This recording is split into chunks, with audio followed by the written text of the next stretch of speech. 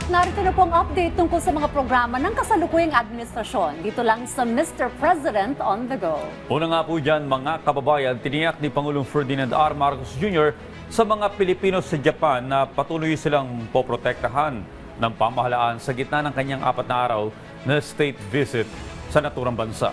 Sinabi ng Pangulo ang pakikipagpulong nito sa Filipino community sa Imperial Hotel sa Tokyo na mahalaga ang ambag ng mga overseas Filipino workers sa pagpapatibay ng ugnayan ng Pilipinas at Japan.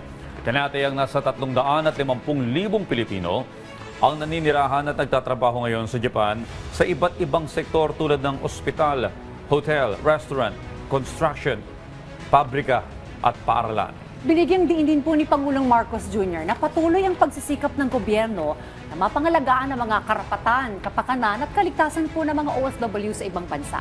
Hinikayat naman ng Pangulo ang mga kabataang Pilipino sa Japan na samantalahin ang mga oportunidad habang ipinagmamalaki ang pagiging Pilipino.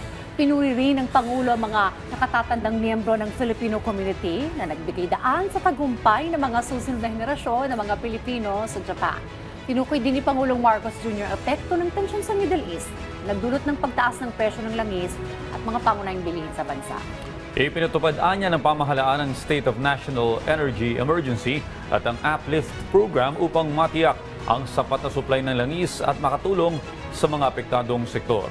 Layunin ng state visit na lalong palalimin ang kooperasyon ng Pilipinas sa Japan sa larangan ng labor protection, kalakalan, depensa, seguridad at people-to-people exchanges.